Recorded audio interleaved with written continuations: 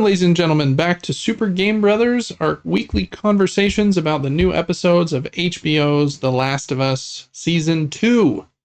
This week we're talking about Episode 3, which is all about kind of the, the fallout from the big, horrendous events that happened in episode number 2. So, if you haven't listened to our first review episode, which went over episodes 1 and 2, then go back, check that one out first. I'd hate to ruin any or spoil anything from that series of episodes, because I feel like especially episode 2 of season 2 is probably the the biggest wow episode of the show so far, I would think. So make sure to listen to that first. But episode 3, Devin, just high level. The episode went through Ellie healing in the hospital, her and Dina kind of figuring out what they're going to do next, them having to pitch themselves to the city council to see if the city council would let them take, I think the proposal was 16 people out to go and find who, spoilers, again, killed Joel in the last episode. And then surprisingly, like, having someone they wouldn't expect, like, help them out of the town. And then a little bit of their journey forward, briefly looking at the Seraphites, called the Scars for short, a little bit. And then just kind of hinting at the things to come as Ellie and Dina, I think, arrive in Seattle. Didn't they get there? Yeah, they did. They arrive, and there's like the backdrop of the city, right? So I think kind of high level, that's what happened in the episode. Again, with all the craziness from season 2, I think they wanted this one to be like the decompression. Everyone gets like a minute to talk about like what happened and what they're going to do next. So it's probably an important episode, even though it seems like definitely a slower one compared to the last couple. So high level, did you like the episode? Did you think it was needed? With only 7 episodes in the season, it does seem like, man, that's a full episode kind of to take this much time just to leave Jackson. It's hard because I can appreciate that type of episode, but it's also hard because it takes years and years for a new season to come out. So you're like thirsty for more, and you can say it's just like a filler, not too important, but I think there were some decent parts to this episode. I really like Dina and Ellie's relationship, the cookies, the they kind of bonded there. I really, really like Dina right now. Yeah, they had she's killing it. She's a great actress. I really like her character as well. I think the scene they had in the tent too was like good, like what's the word, like relationship building, like them kind of just chatting. It was also cool to see like how much of a planner Dina is.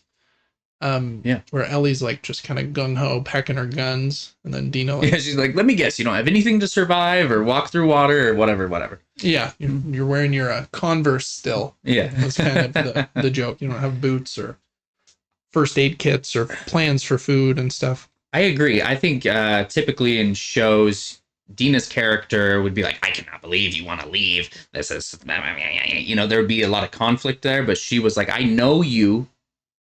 I already know what you're going to do. You can ask me for anything. Yeah. Basically. I think she said that in the episode. You could have just asked.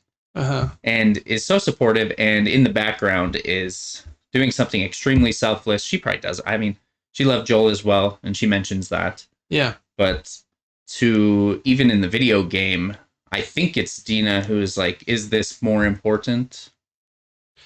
Yeah. Yep. Right? Yep. That's a great call out for what definitely happens later in the game, and is one of the like weird things that I noticed about the second episode was that Tommy's not with Joel when they find Abby, and Dina's not with Ellie. It's Jesse. You're like, why did they switch these characters up? Because in the game, like, Tommy leaves almost immediately, like within a couple of days. he talks to Ellie, says like, "Let me talk to Maria. Give me one more day," and then he leaves. I think the next morning before like even taking Ellie with him, Mhm. because he was there when his brother was killed, and um, and then like the direction that the show's going is Tommy doesn't seem to leave first. And just like you said, Dina later in the season, especially after like they realize she's pregnant and that kind of stuff, is like, this doesn't seem worth it anymore. We should go back. And then, um, whereas it seems like a very different vibe since Dina was there when, even though they was it Mel injected her with something to knock her out, but she knows, based on like what's happening, they're probably going to kill Joel, and she would obviously wake up to him being dead there. So Mhm. it does seem like she's more invested in this revenge fight than she was in the game, where she was there for Ellie, but then kind of changed her mind as they get there and realize how dark and gruesome of a place they'll have to be at in order to pull this off. See, I don't know. That was a big change for sure. Um, just generally, I think I did like the episode quite a bit. I like that the space to breathe. I think is good. It does make me wonder, like, where is this season going to end? With only 4 more episodes, it's obviously they've already said this. It's not covering the entire part 2 game, and they're just to the point in the game where it would split out like Seattle day 1, Seattle day 2, Seattle day 3, then switch to Abby and be Seattle day 1, Seattle day 2, Seattle day 3. But I imagine that in the show, are they going to follow that still? It doesn't seem like do they Mm. end with the scene with Abby catching them in the movie theater and all the, you know, That yeah, like that's a pretty hardcore scene to yeah, end that is to end true. on. I wouldn't be surprised. But um yeah, then it makes like the wait for the second half of that season or of the game, the next season of the show, even more grueling because Oh yeah. in the game, like you don't know who Abby is really. She kills Joel. You're like, what the heck? I hate this person. Ellie goes with Dina for 3 days, like half of the game, and you still don't know a ton about her. Um, and then that part in the movie theater happens. She kills Jesse, is about to kill Tommy. Um, and then it switches to her character. And so, still at that point, you kind of hate Abby a bunch. But then you play as her for 3 days, learn more about her, and it turns on you pretty fast. You're like, man, this is a pretty good person that just Mhm. whose dad was killed. Where I feel like this season of the show is pushing really hard that like Abby is the bad guy. Abby is the bad guy. And I hope that they swap that at some point because I feel like they have to. Because even like when Abby was like kind of torturing Joel a bit, like most of the people that were there with her, Mel and Manny and Owen, seemed more like shocked Mhm. than they do in the game. In the game, they seemed a bit more on board with like the revenge thing. So I don't know. It's kind of a weird change of vibe that they have going on for sure. So yeah, I don't know where the show will end this season. I'm guessing they will change the flow and not just spend like 3 episodes for the 3 days with Ellie and then like next season switch to 3 days worth of episodes with Abby to a conclusion. I don't know, but maybe they will. It just seems like they've changed so many other things with like who is where, Tommy not being at the death, Dina being there, that I'm guessing they tell it a little more linearly. But I don't know. We'll see. So yeah, just not knowing where they're going to end the season, it did make it seem like, man, we don't have enough time for this full episode of them just trying to get out of Jackson. But let's talk about, I guess, what does happen while they're in Jackson. So Ellie wakes up in the hospital, and it seems like they've been monitoring her for quite a while, and she was much more injured than in the game. She had like that stint, like in her lung, maybe even like Mm. draining fluid from her lung, and she was in there for 3 months, I think is what it said. Oh wow, I actually didn't catch that. Whereas I think Crazy. in the game they leave just a few days later.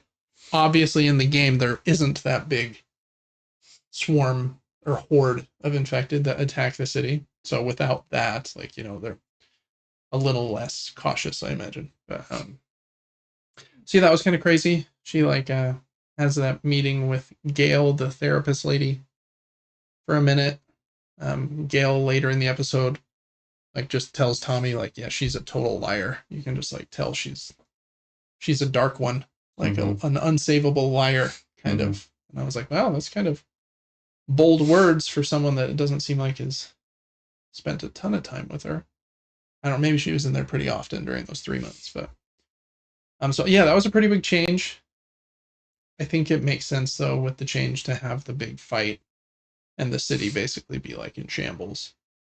It would have made less sense maybe for them to leave immediately. Then she wakes up. Dina tells her, or she goes to Joel's house. She does that in the game too. She goes to Joel's house and like I think finds his gun and his watch and guitar and stuff. And that was a good moment, I think. Like her looking at his clothes and his closet.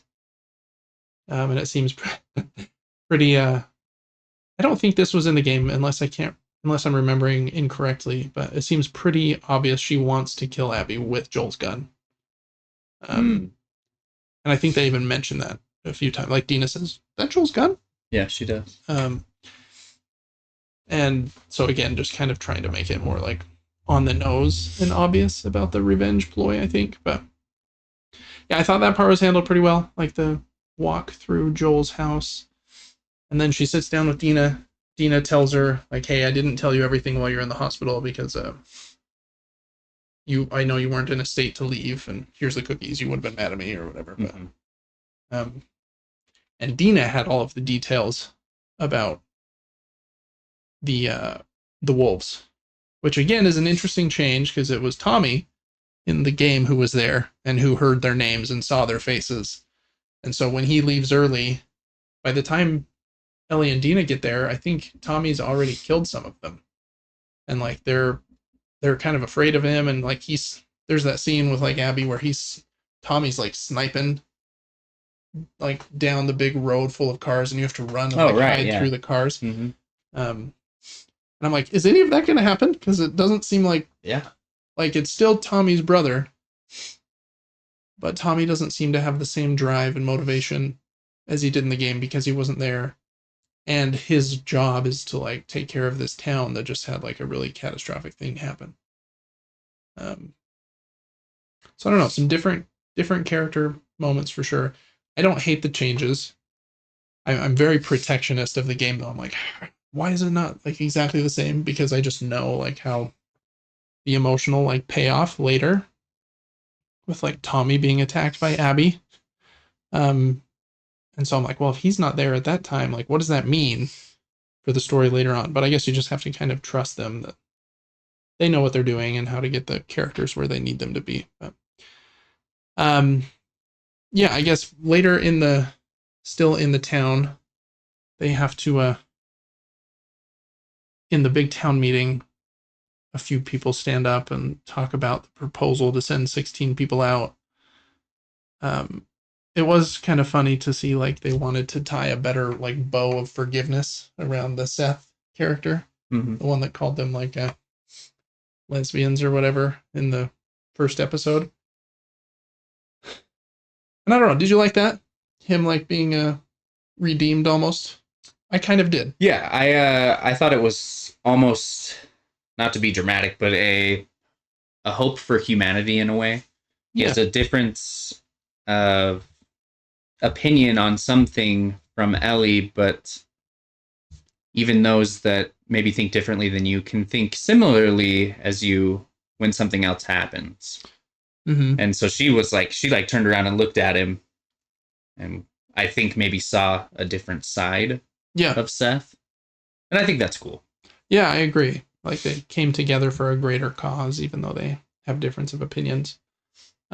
Maybe a little like too perfect of like a forgiveness story. Maybe you'd be like, well, it's a little too clean for The Last of Us. But yeah, I kind of liked that change. If they were going to spend that much time in the town for like the whole episode, almost like kind of made sense to me to have that happen. And then it was kind of crazy to see like how badly they lost the the vote. Oh yeah. Like, I think there was only a few that voted yes. It does make sense though. If your job is to Mm-hmm, keep these people alive in Jackson, I mean, as much as you want justice, mm-hmm. it's like, is that really the play right now? Yeah. And Joel is just one of many people that died that day. Yeah, he's important to all of us because we've played the game and, Uh, you know. he died to other people's actions, whereas a lot of them died to the infected. But yeah, there's a lot of people like trying to rebuild their lives. So it makes sense that most of them voted no. Do you think, and this is another change in the game, like Jesse's on the board and had to vote. And in the game, Jesse, I can't remember if does he come after Ellie and Dina and eventually meets up with Ellie because Dina's like pregnant and kind of sick back at the movie theater and they do a couple missions together. Mm-hmm. So I have to assume he's one of the three people that voted yes and that he'll eventually go to. Maybe they'll have some more drama related to that with like maybe Tommy like talks to Jesse about it and that kind of becomes the cause for Tommy and Jesse to go. Yeah. It'll be interesting to see how they handle that because I do think both of them need to go for a lot of the. Maybe something will cause them to split up. So they'll meet them at different points. Yeah, maybe because I don't think they didn't go at the same time in the game, so that might happen too. Yeah, maybe they have a conversation and then decide separately that they want to sneak out and do it at different times or something. But with Tommy being so like involved in the leadership of the group, it'll be interesting to see how that works. It was also cool to see the baseball game, to be honest. Just to see how normal Jackson kind of is when it's not being attacked by infected. And even though it was a crazy battle, like within 3 months, they were able to like rebuild it up. They're kind of back to somewhat a normal life. And that's when Tommy talks to Gail, and Gail. What does Tommy say? Like, I don't want Ellie to go do something crazy because I know like she's really upset. And that's when Gail says, she's a liar or whatever. So it was an interesting scene. Again, I liked the baseball game aspect of it, just as like sports or something you only have in like a very functioning community, not like a zombie apocalypse. So, yeah, I think they visit Joel's grave after they leave. Seth does after he stands up for them at the town hall meeting, I guess is what it's called. He helps them with some extra like ammunition and I think the horses to sneak out in the middle of the night. And they do stop at Joel's grave.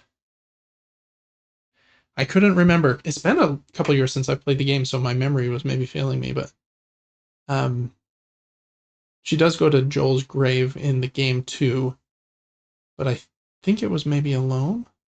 And I don't think she did the coffee bean thing in the game. Does that sound right? I just recently played it and I'm like, huh? Coffee beans. No, you're good. So I don't know, that was a good scene as well. The first scene, I guess, going back, I maybe should have talked about this first. I really liked the first scene where it's Joel's body on the table. And there's like that lady that's like cleaning the bodies of everyone that's died that day. And then Tommy comes in and kind of has that moment with his brother. And since they started the episode with that, before like the 3-month jump and showing Ellie in the hospital, that's what made me think like, oh, okay, this is where Tommy's gonna get his like upset rage from, and this is what's going to get him to leave. But he kind of had like a tender moment and seemed to have kind of gotten over it. Yep. From that point. Yeah, he said to Ellie something like, "You act like I didn't know him. That was my brother." Yeah. Something, and he's almost more coming to terms. But like you're saying, I feel like he's gonna leave too.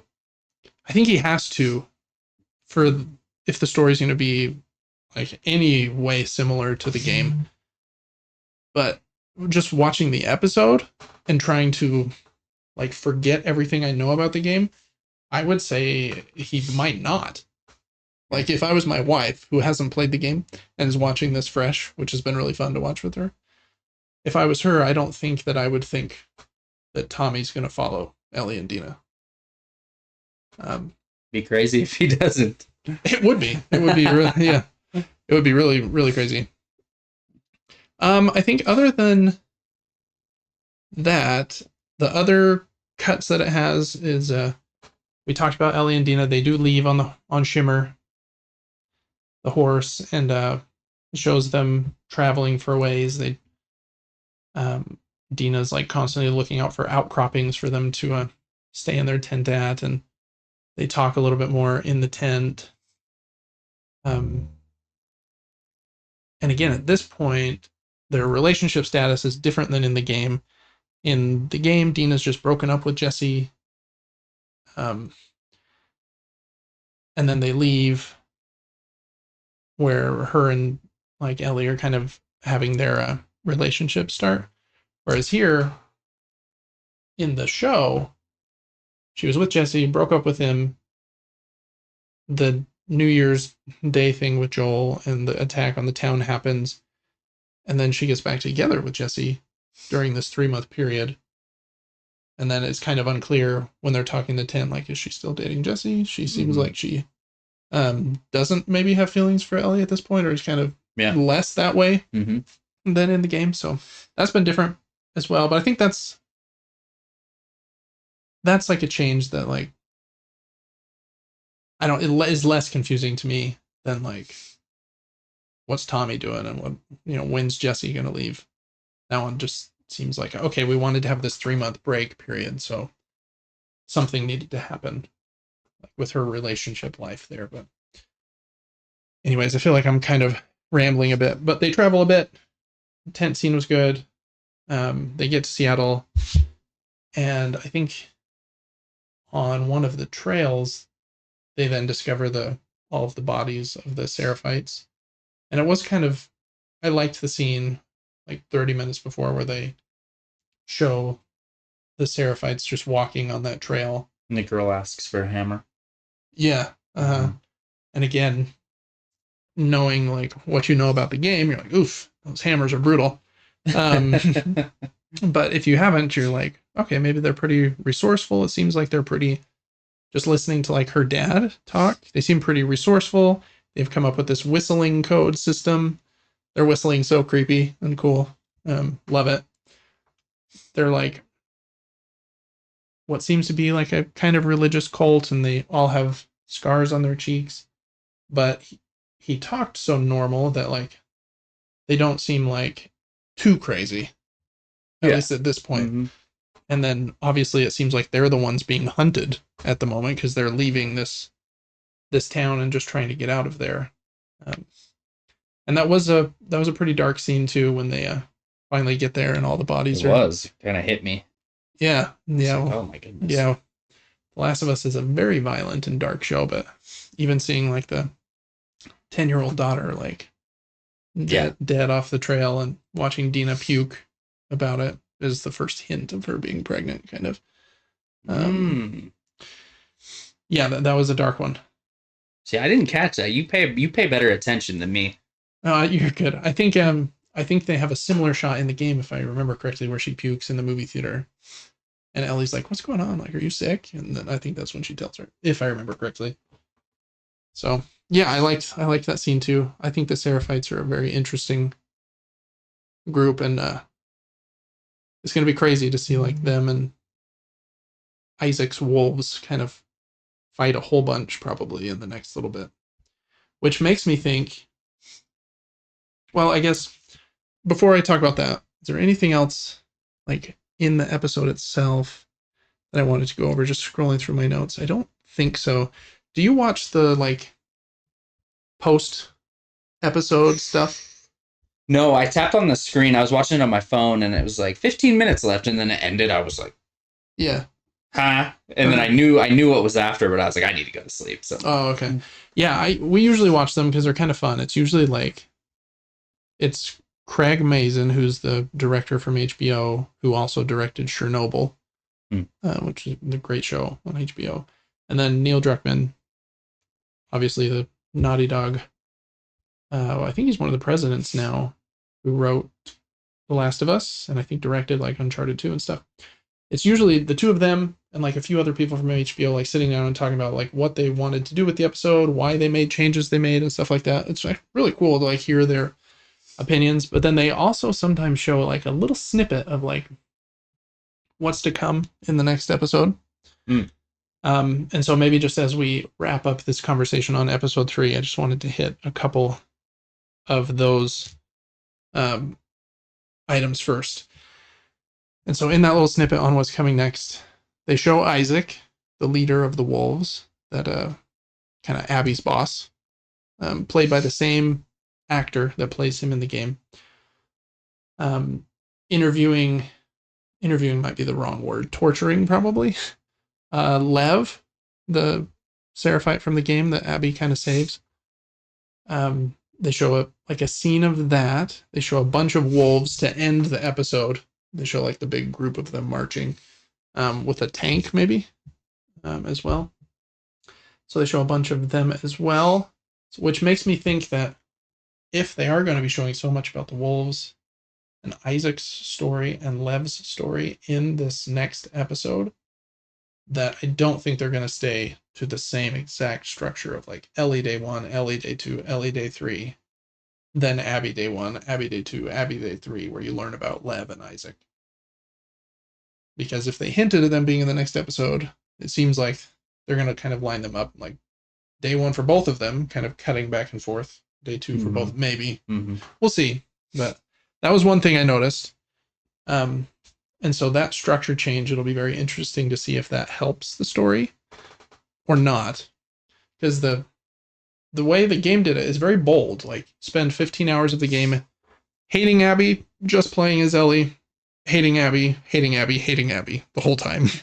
Then you play as her for the second half of the game, and they're as this character you hate, and then they try to change your mind about her by you playing almost the rest of the game, other than the ending bits, kind of as her. So it'll be interesting to see if the story hits the same, told a different way. The other thing, I feel like I've been talking too much, so just you've got a lot of thoughts. It's amazing. Interject whenever you would like. The other thing I mentioned to you last week, my biggest hang up with the changes they made to season 1 was changing away from spores in the air to the tendrils, where all of the infected are connected, which has actually been really cool, like to see how they are like slightly smarter. They kind of attack in like a formation, like they followed the bloater in the big fight to like try and break through the wall in a specific point. But since there are no spores, there's a really important moment in The Last of Us Part 2 where Ellie and Dina, Ellie, who hasn't told Dina that she's immune yet, has her mask break, her gas mask. So Dina's about to take hers off, which would kill Dina. And she has to, like, in that stressful moment, explain to her, like, don't take your mask off, I'm immune. And, like, would she believe you in that stressful moment anyways? And I feel bad even telling you this, but I'm going to. In the little teaser for what's coming next episode, it shows in like a similar dark area with red light, kind of going Dina with like tears on her face, like pointing her gun at Ellie. So it seems like they're going to do a similar thing in this next episode. My wife and I were talking about it, and we think Ellie's probably going to get bit. That seems to be the only way they can do it. Right.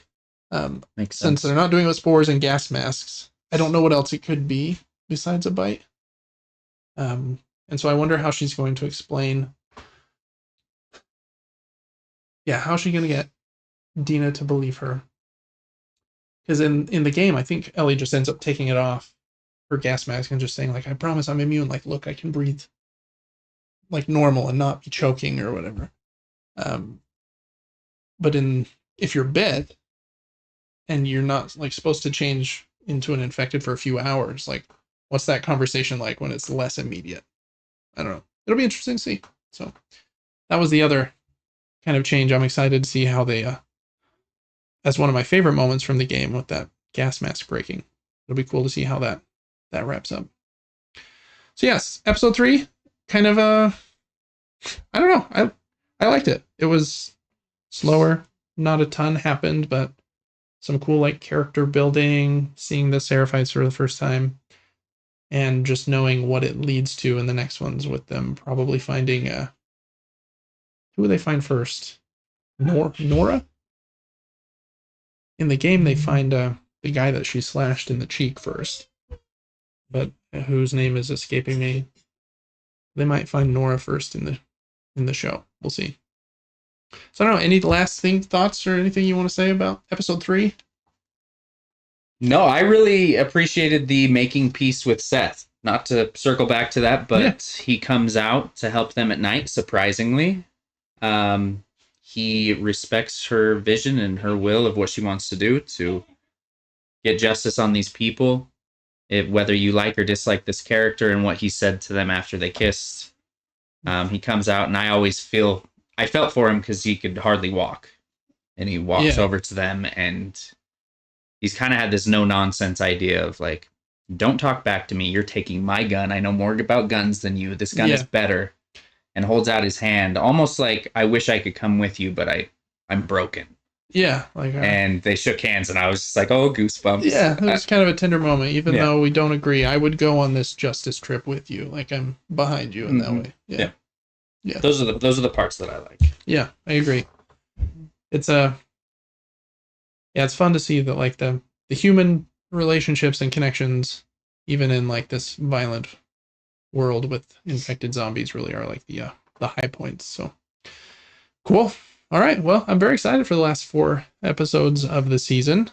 I wish there was like 17 instead of 7, but same. I don't have the extra $100 million to give to HBO to make that happen. So we'll have to trust them to know what they're doing. Thanks so much for watching and listening to this review discussion, spoilercast, whatever you want to call it, of episode 3 of HBO's The Last of Us season 2. Make sure to check out episodes 1 and 2, the review discussion on those if you haven't, and look forward to the discussion about episode 4 next week. And until then, we'll see you later.